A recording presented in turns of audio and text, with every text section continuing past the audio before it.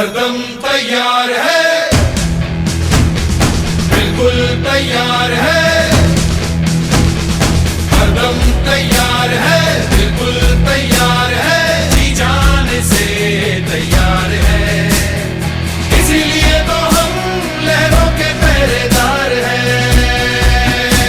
जय भारती, जय भारती, हम हैं नौसेना, हम हैं भारत के सारथी। जय भारती, जय भारती, हम हैं नौसेना, हम हैं भारत के सारथी। Hello, listeners. The Indian Navy's stellar performance is celebrated every year on the 4th of December as Indian Navy Day. As the nation proudly celebrates this landmark day, today we are diving deep into a critical but often unseen aspect of naval power, which is submarine rescue.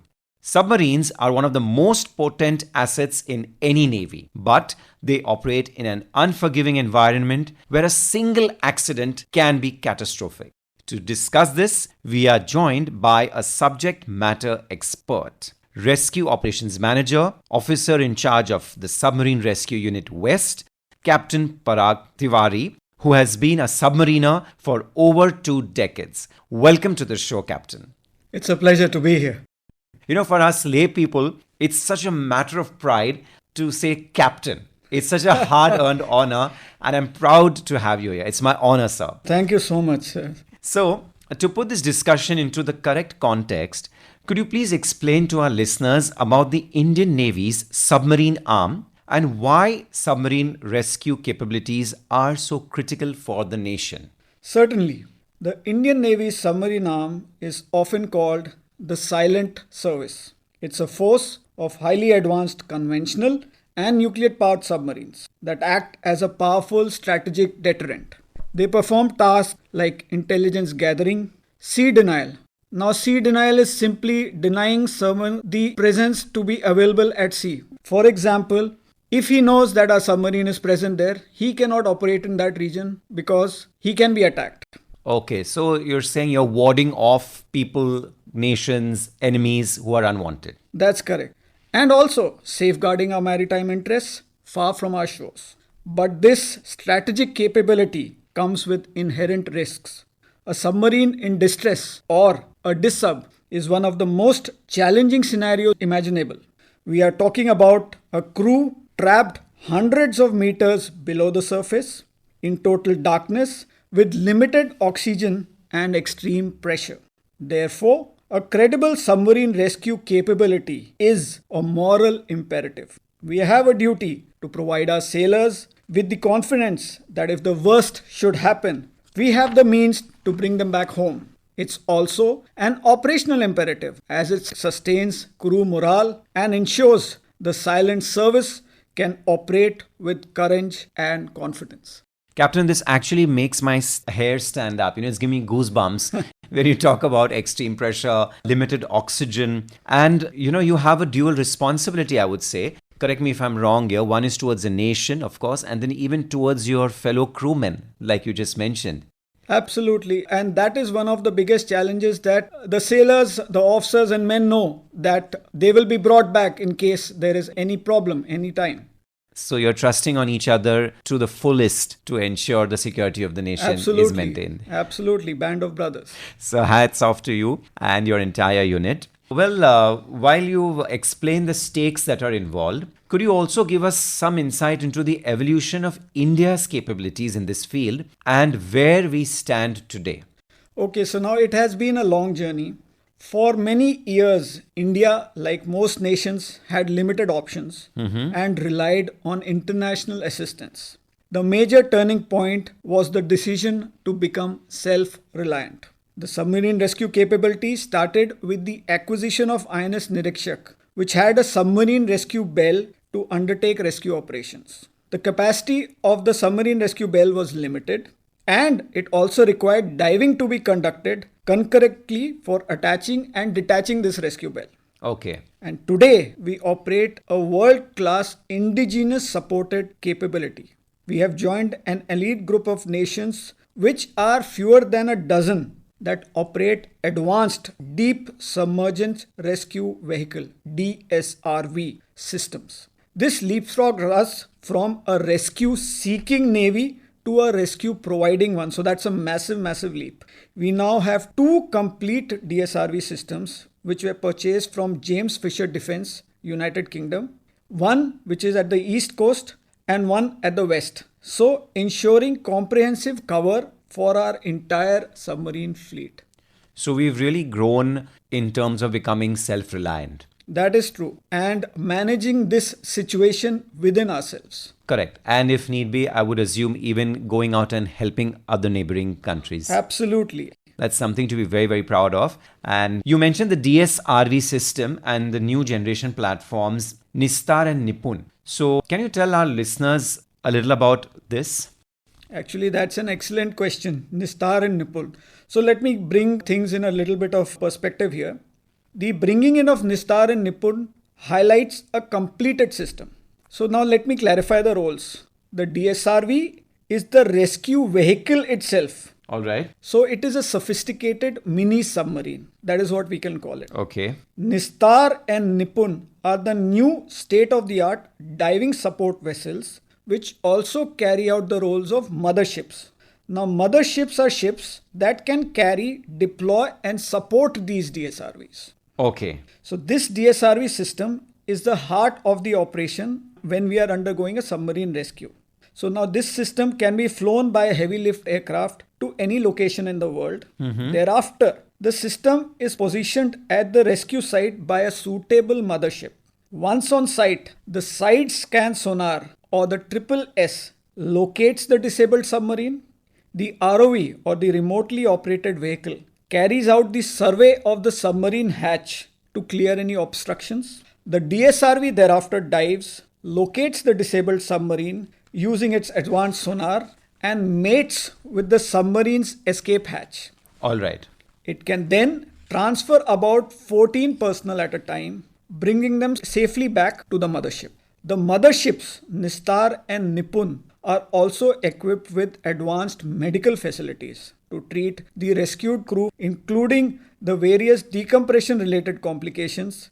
It is also worthy to highlight that Nistar and Nipun also have their own integral ROV and triple S, which provide redundancy to the system.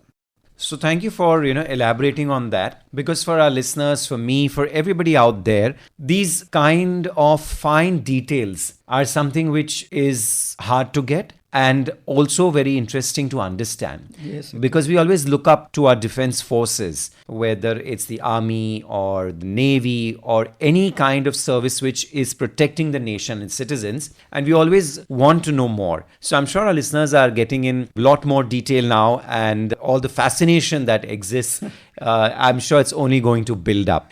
So, Captain, it's quite evident that a field like this is strongly based upon sustained and seamless international cooperation. What protocols have been established, and how does the effort progress in case of an unfortunate occurrence? You are absolutely right about the sustained and seamless international cooperation. Now, no single nation can have a rescue asset in the right place at the right time anywhere in the ocean. Because of this, the international submarine community is incredibly collaborative on this aspect. The primary protocol is managed by an organization called ISMERLO, International Submarine Escape Rescue Liaison Office. It acts as a global coordinator. Most modern submarines are built with standardized escape hatches, ensuring interoperability between the various systems. This means a DSRV from India can rescue a crew from a Singaporean or a French submarine and vice versa. In an unfortunate occurrence, the nation in distress would alert ISMERLO, Okay. which then identifies and coordinates the deployment of the nearest available rescue system. We regularly participate in international exercise with other navies to practice these exact procedures, ensuring we can work together seamlessly when seconds count. You must have heard of the recent Exercise Pacific Reach, held at Singapore, in which the Indian Navy's DSRV undertook mating exercises with foreign submarines. That was a good example of how these seamless exercises help us in case there is an actual scenario that develops. So, a lot of the time of the Navy men, and I'm sure the other defense forces also, goes in preparation, readiness, being ready for any kind of situation, and like you said, where seconds matter.